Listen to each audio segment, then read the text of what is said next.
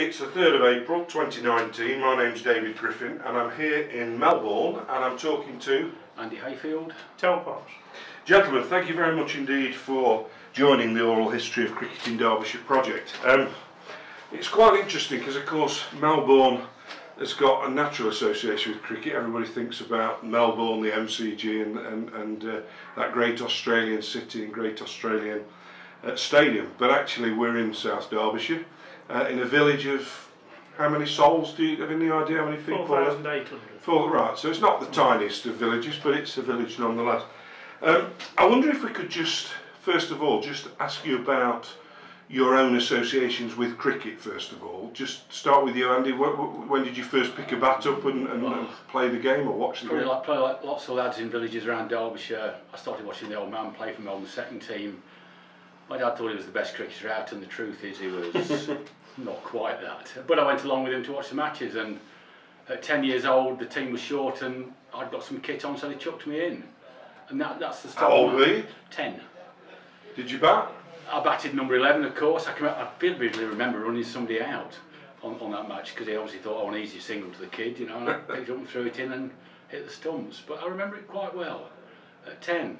And then, yes, of course, I wasn't automatically picked the next week or the week after, and I had to wait till I was about 13ish to get a regular game. And what era would this have been? I don't want to embarrass you. Right, 1960. 65, 66. So was the schools cricket for you as well then? Not at the junior school in Melbourne, right. Because believe it or not, we didn't have a playing field. Right. But then I went to Bemrose in Derby, and then obviously that was full on. They had a good side, didn't they, Bemrose? And there was an old Bemrosians and all sorts old of Bemrosians, and yeah, pre-league cricket days. But then of course you had your under 12s, 13s, 14s. And I must mention there's a chap called Harry Calvert. Right. Nobody outside of Melbourne will know him, but he was known as the Spangles man around here because every time he saw him he gave you a spangle. But he was a maths teacher at Bemrose, so he sort of took me under his wing and showed me the errors of my ways and how to play cricket. What happened to Spangles? Tal, you're sitting in front of a poster, which I know we're going to talk about the book later. Yeah. But what's your earliest associations with the game of cricket? And was it in Melbourne to start with? My earliest association, my father was the groundsman. Oh, right. And I lived next door to the first team vice captain, a chap called John Turner. So by definition, and we lived up near what we still call the cricket field. Yeah. And I used to go up there. We lived up there really. And when would this have been? Late 50s. Right. Yeah. Yeah. I was, and then I got roped into score primarily, and I started playing. And it's documented in the Church Times as I had my first game when I was 12. Yeah. I mean, the great thing was you was really waiting for someone not to turn up. Yeah. So you got a knock. Fine leg at both ends. Why scoring? Did you have a natural affinity to it, or did somebody just shove a book in front of you and say, there you go? Not really. I was bullied into it more often than not. It was just, that was the natural progression, David. You know, that's how you started playing local club cricket. Because in them days, there was no junior cricket as there is today. There was no sort of set-up at all of any. You know, you walked in then as a 14-year-old, so Tommy started playing regularly, but there were no junior kit. The pads tickled you under the chin as you walked to the crease, and your back. When you shared a box, your didn't you? Don't remind me, Tom. Yeah, that's right. So you almost had to do your apprenticeship, didn't you? The apprenticeship included you do the scoring, you help the tea lady, you help the grounds, and then if somebody don't turn up, you might get a game of cricket. Yeah. It's interesting you say, Tal, about the cricket and there was no junior cricket, because of course it's almost get the games turned on its head, because 50, 60 years ago, and probably through the 80s even, it was schools that provided the junior cricket. Sure. Whereas today, it's almost exclusively the clubs, isn't it? Most clubs have got an excellent. Well, our second, you know, we was at Melbourne Secondary Modern School, and there was very little sport of any description really. Football was okay, but cricket was far too big a job to organise for a master. You know, they used to break up at 2:45. Carry the mat in up to the top of the cricket field, what we call the hilly fields, which is about a mile away. Put the mat in down, pick 2 teams, and have a game of cricket back at school for 5 o'clock. You know, no, it was poorly. Yeah. There was no. The only way in was Melbourne. Yeah. Well, if we go back to the club itself, my understanding is that the club was founded in the 19th century, 1861. Is that right? I know you two gents weren't around then, but that's what records tell us. Some people think I was, but no, I think, I mean, as you know, we've got the book. Andy did a brilliant job of our 150th anniversary. Just tell me, it's called, in proper English, it's called He Dove and Catched It. In Derbyshire dialect, I suppose we're going to say He Dove and He Catched It. Yeah, He Dove and Catched It, yeah. So, just tell me how the title came about, Tom, before you tell me about about we had some the history of famous the more elderly gentlemen watching our cricket matches in them days. And obviously one wasn't concentrating, so he asked his mate, how were they out? And they said, "Hey, dove and catched him." and it sort of stuck, didn't it? It's funny saying that, because when the book came out, there was at least 12 people who thought they were the one who dove and catched him. Oh, really? No, it was their argument. They were saying, well, you know, does it really matter? No. Yeah. No, it was me, definitely me. All right. So what do you know about the formation of the club? How did it arise? Are the records? I mean, the book says 1861 to 2011. So do we have some accounts? It's more. There's no historical date that says it was first played, but we know that, like in the example of the Derby Mercury, cricket was played on the ground around about that time. Okay. Yeah. So it's not quite mythical, it's not quite historical, but that's the accepted date that it started out. But do we know what sort of teams would have been playing? Oh, very good. Would it have been friendly cricket? Oh yes. I'm sure it was competitive, but it wasn't formalised league cricket, was it? Not to my knowledge. In them days, but they did win the league, of course, in 1907. So there was part of a league then. And what league was that they won? Well, I assume it was the Derby and District. Derby and District League. So that's a photograph going back to. That's the team that won it in 1907. Yeah, the Derby and District Cricket League. Right. 1907. There's some fine-looking gentlemen on there. Yeah. It is a splendid picture. Isn't it? It is. Yeah. It captures the era superbly. Yeah. But I mean, going back, you know, you say it wasn't professional cricket. There was professionals playing cricket in Melbourne at that time. Right. That we found out when we looked. And the other thing is, when you look at the scorecards of that era, we've got a few of them. There's so many ringers in there under names like a perambulator. Really? Was one of them. That just stood out of mind. Who would have paid professionals in Melbourne in those days? Would there have been wealthy landowners or business people? You can only guess, can't you? Yes, I mean the thing with local club cricket, particularly in if I dare say our isolated place in Melbourne, was we were part of the community, and we were strong on family. You know, you look through the old scorebooks, scorecards and fixture cards I've got here, and there's families go back forever. Yeah. From the formations, really. And they were all people who were resident in the village. Nobody travelled the extent in them days. And the Andrews family particularly, and the Dunny Cliffs, weren't they? I mean, they're all right through the eras of What do you know about the public transport network in terms of Melbourne? Because we look at most cricket clubs and they follow the railways or the trams, didn't they? So what would you have had and when in Melbourne? I don't know in the early days, for example, and you just looked at on various websites, the Marquis of Hastings, for example, bought timber from Ashby in his own horse and cart. And he said, how on earth did they get from Ashby to Melbourne? How long did it take them? Yeah. But he's certainly, and Elveston Hall. Yeah. Elveston Castle, there was a team there that came over in the Master's horse and cart. So you assume there was gardeners, or I'm sure he didn't do much fielding. I'm sure he just stood there pointing a lot, you know, and batted number one, you know. So what do we know about the more formalisation of the game then at Melbourne Town? Well, but between the wars, I would think, it sort of disappeared a bit, didn't it? And whether they're carrying on playing or not, I really don't know.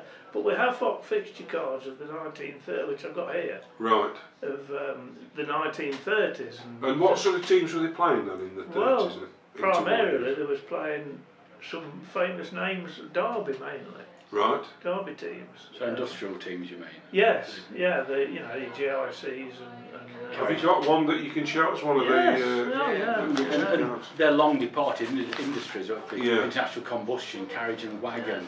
Yeah. Derby Post Office, of course, still is, but there'd be a YMCA team. It's a real throwback through history. Put my glasses on. And of course, being in Melbourne, I'm sure Tel will tell you the stories later, but it was getting to a game for a start. Yes. Yeah. Very few people had cars in those days. Petrol was rationed in the 50s, as was stuff for your teas as well. Well, that's why I was asking, because you can understand, for example, how the Border League worked, because they were following the tram and the train. Yeah. I think it was the tram line, first of all, that connected the border sides.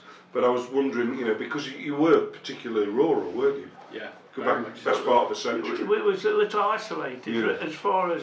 So what year's that one then? This is 1909. And who have you got there as opponents? Let's have a look. Draycott, Lees, So that's Lees in Derby. That'd be Lees, that'd be the factory. Yeah. Stanley St Andrews, Chaddesden, Denby. So we're talking 100 years ago. From here to Denby's got to be 20. It's over 20 miles, isn't it, to Denby? Yeah, a good 50 minutes nowadays. Stretch, even as far as Belper. Belper Pottery, Andyside, Spondon. Yeah. And they also had a second 11 as well. You know, so they was. Let me cue Tell up for telling the story going to Belper Armitage by public transport. Yeah. When was this, Tell? Oh, early 60s, I would think. I mean, the reason to get selected for Melbourne, particularly Melbourne seconds, if you could drive and had a car, you see, but we wasn't that well blessed, so we used to go on the bus. And I remember we went to Belper Amateurs, who'd moved up to Oldie Wassley up on the top there, which is further than I go on the holidays normally. And we went with Richard Hatton on the bus. With them days we had a travelling away kit as well, about as big as this table, didn't we, to all the tackle in it. So we had to pay extra on the bus for this. Did you really? For the away kit, yeah. And 3 of us went on the bus, and the arrangement was, before the days of mobile telephones, of course, the system was we got off at Belper Triangle and waited for someone to come down from Alderwassley to pick us up. So we're standing on the triangle there for about an hour, waiting for a lift back up to Alderwassley. And eventually they did. The only snag was those that had a car couldn't find Alderwassley anyway. So, including Landy's dad, actually, Fred. Well, we could see him, but he went past the ground about 14 times, and all we could see was his top of his head going past, and we kept waving, and eventually we got a start together about an hour later. You didn't start on time then? No. Did you win? No idea, to be honest. I can't remember. Probably. Just going back to the formation date, I know there's a relevance to your counterpart Melbourne in Australia, isn't there? 1861. Yeah, I mean the parallel is that we founded the summer of '61, and in the autumn of '61, the first English tourists went out to Melbourne to play the first Australian team. Not necessarily a test match, that came later, but they were the first tourists to arrive, spent Christmas, the New Year, February. Heaven only knows how long it took them to get there by sea, and the Suez Canal wasn't even built then. But yeah, I think they took about 8-10 weeks to get there. So yeah, but there's a parallel there in the 1861. Do you know about the Melbourne link, Tel? I know a vague story, but I'm not sure if I know the full. I mean, Melbourne is the capital of Victoria, and it was probably named after the Queen Victoria. Yeah. And her. Is it Prime Minister? No, yes, we call him Prime Minister, but I'm sure you'll correct it then. The Prime Minister was Lord Melbourne, who stopped down at Melbourne Hall occasionally. He didn't live there, he was just visited now and again. So she called the capital of Melbourne, or the main town as it would have been then, Melbourne. Right. So it's named directly after us. And we've been linked together ever since. Oh yeah, well we've got letters from them. Oh, really? Yeah. So is there a connect? Is there actually? You'd say there's a. I know you showed me a book before we went on camera from Melbourne Cricket Club. Yeah. So how is that relationship these days? It's one of these that, you know, if there's an important anniversary like 150th year, we get an official letter from the Lord Mayor of Melbourne. Wonderful. And I think the last one said something like, May your country continue to produce good cricketers, but not as good as ours. Yeah, which is a nice sentiment. Yeah. So let's look at your own playing careers, and Tel, I know that you've had a long association with the club. So when you talked about 1950s, when did you become sort of established? Was that the time when you? 1960. So what league was was Melbourne playing in? Well, it wasn't then. It was all friendlies. Right. Yeah. So there'd been a period pre-First World War when they were in a league because they won. Yes, yeah. But obviously something, as you say, had gone. Yeah, so when did they re-enter a league then? They reformed in '51 after the war. Yeah. And I think we went to the Derby and District League initially, didn't we? Yeah. Well, and that would be late '60s, early '70s, Right. I think. And were your players still locally produced? Oh locally yeah, sourced? mainly, very much mainly, yes. And any professionals at that time? No, no. Right. I don't think we've ever had a professional. Since then? Unless they had it in them days, but certainly since '51 we've never had a professional. And which teams were your principal opponents at that time then? Well, we 50-50 really. We ended up going to St Luke's, St Michael's, you know, on the King George playing fields there. But we did a lot towards Ashby and Blackforby, Right. Netherseal, Lullington, not Lullington. Yeah, we played Lullington. Sorry, Lullington, and there was one or two that way on Donisthorpe. Yeah. They all had teams more, you know, and we sort of went that way on rather than into Derby. Yeah. At that time, and then we gradually went into used to play, as I say, the church teams really, the Matthews, St Augustine's, and all them. Then we entered the league, you see, and things changed then. I mean, we were told where we were playing. Previous to that, in the friendlies, your fixture secretary would go after probably a new fixture somewhere in wherever. Yeah. And we'd say, oh, that were all right. Tea were good.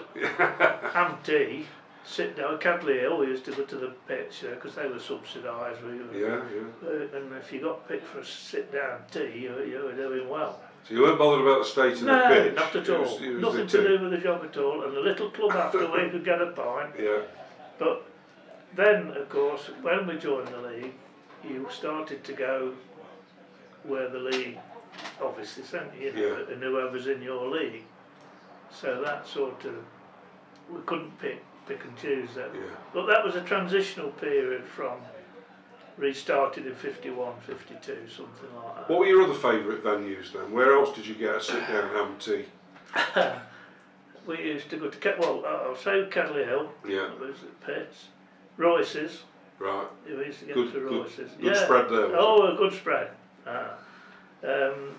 There weren't that many actually. And where were your players were local, but what sort of jobs did they do? Were they a mixture or? Well, in them days, Melbourne had its own industries, of course. There was Castle Mills, Melbourne Engineering Company, two big boot factories, and the Market Gardens, of course. So, I mean, most of them was employed locally, lived locally, played the cricket locally. Right. You know, so we didn't.